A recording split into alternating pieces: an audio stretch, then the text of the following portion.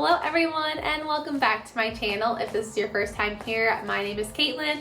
I am a mom to my almost 2-year-old James, which is crazy to say. But today we're going to talk about how we budget for our trips. So just for like a little housekeeping, I am married. It is me, my husband, and our little boy James. That is it. We like to take about 2 long trips a year, so usually like 2 one-week trips, and then we like to take a couple little trips here and there throughout the year. And we both do work full-time, so that's kind of our parameters with this, how we kind of like save money. I have a couple different like tips and things that I personally do. This is not going to be for everyone. Everyone's situation is definitely different and different ways to save. Maybe you are able to put more money away, or maybe less money, or you have more people to worry about. But this is just for our family of 3. We both work full time, and this is how we save and budget for our trips. So the first one is obvious, but not obvious at the same time, is we scale way back on our spending. So if we know that we have a trip coming up, we tend to like really look at our budget and really try to cut things out where we can. A lot of the times we don't plan our trips very well in advance. It's usually like we're taking a trip in 3 months kind of a thing. So we'll take those couple months and like really save. And what I mean by that is like cutting out your Starbucks trips, or maybe not getting your hair done or your nails done, or just like little things like that add up, especially the coffee thing. We try to make coffee at home, but we recently linked our Starbucks account to our Delta account.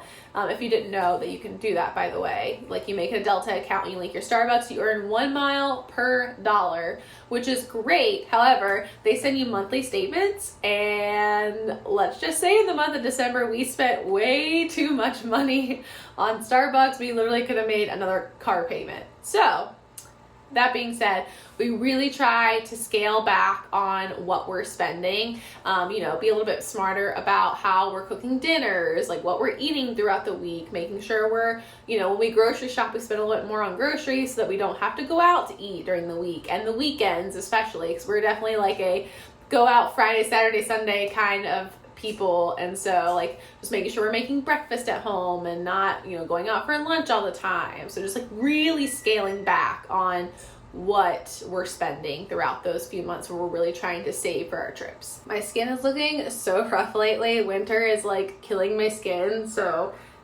we're just bare-facing it right now because it's very like peely and gross. But my second tip is to declutter and sell. It is the beginning of the year, so I've been decluttering like crazy, and I'll go ahead and just share this with you guys. So I do a lot of selling on like Poshmark, Mercari, you can use Marketplace.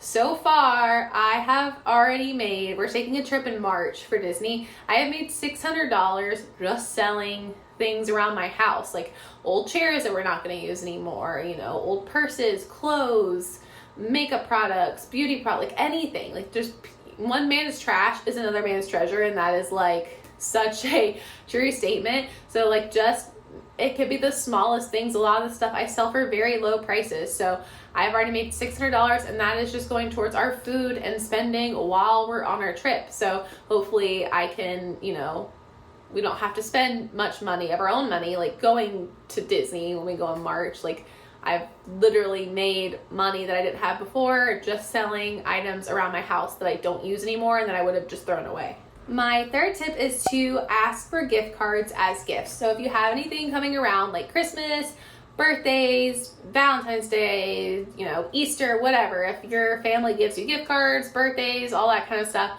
ask for gift cards instead of, whatever they want to usually give you. So that doesn't apply to everyone. If your family doesn't like give you things for, different holidays and stuff. I have a really great family who, they like to, we all like to give each other things. So like asking for gift cards is great, like a Visa gift card, or, if you're going to Disney World, which we are in March, like we ask for Disney gift cards, and we've gotten a ton that we can apply to our trip. So that is like a super helpful tip that, instead of getting a gift card to like TJ Maxx, get one that you can actually use for your trip. My fourth tip is to not stay at the super expensive hotels. You don't need it. Most of the times you can find some really good deals on some pretty great hotels that aren't, the greatest that you can find. For example, like for Disney, we typically do All-Stars because we're not in the room very often. I'm using Disney as a big, we're big Disney people, so I'm using that as like a big tip example, but so you'll hear that a lot. But yeah, we usually stay at All-Stars, any of the All-Stars, except we usually don't stay at sports, but we'll stay at like movies or music. And it's a lot cheaper than spending all the money to stay at a place that you might only be in the room for a couple hours a day, unless you're like big resort people. We are not. We're big park people, so we get up and we go. We're not in the room very long. You don't need to spend the money, or just don't even stay on property at all. If you're already renting a car to be down there, then it might just be worth it to stay on one of the like kind of off property resorts. We like to stay at the, I'm gonna get it wrong, I might have to put it in here, I can't think of what it is. It's a resort that's right next to Disney Springs. It's so much cheaper than staying on property, but you're still technically like in the Disney bubble. Or the Rosen Inn we also stay at. It's super close to Disney, and you're still like technically on property, but you're not paying on property prices. My next tip is to mix and match your flights. So if you're loyal to one airline, that's great, but a lot of the times you can kind of mix and match and get better deals. So like you might find a better deal going on this airline this way, but this one might be a little bit more, my food just finished. Hang on. All right, that was my lunch. I'm on my lunch break right now. So anyways, like I was saying, it might be cheaper to fly on a certain airline there versus back, so it's easy just to mix and match your flights if you're able to do so. Also, like take into account bag prices. Like, there's some cheaper airlines that you have to pay bags separately, so it may be cheaper to do that, or it might be cheaper to go on a different airline that might look face value more expensive, but then when you add everything up, it ends up being cheaper if the bags are cheaper. We've also found that if you fly, depending on where you fly in, the bags are more expensive. So like we've flown into Orlando and the bags were like $60 per way versus flying into Tampa and they were like 30 or 40.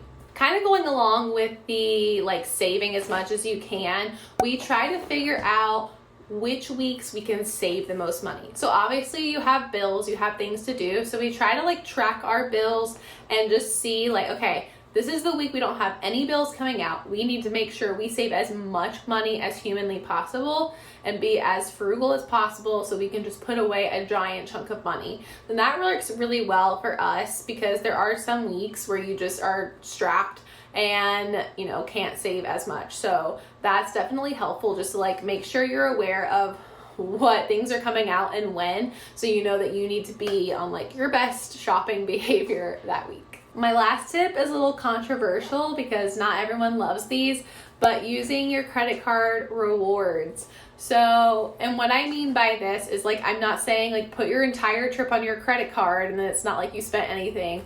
We are trying to put things on our credit card so we reap the benefits of the different rewards, but making sure that it is paid off right away. You don't want to go into debt over your vacation, but you know, if you have them, like why not use the rewards? Like we have a Disney credit card that we got when we lived in Florida, and so whenever we book our trips, we put everything on that card, pay it off, and then we end up building Disney points for gift cards for while we're down there. So like every trip we've taken, we've had like a $60 gift card to use because we have points. Or like, you know, if you have a Costco credit card or just any credit card that you get benefits from, like Fight Miles, just money in your pocket, like utilize that. Know that you have to pay it off right away, get free money for booking something that you're already going to do, and then be able to use that money on your trip. Well, that's all I have for you guys today. I really hope you enjoyed this video. Comment down below and let me know if there's anything else Comment down below and let me know what your money saving or budgeting tips for your trips are. I'm very curious to know.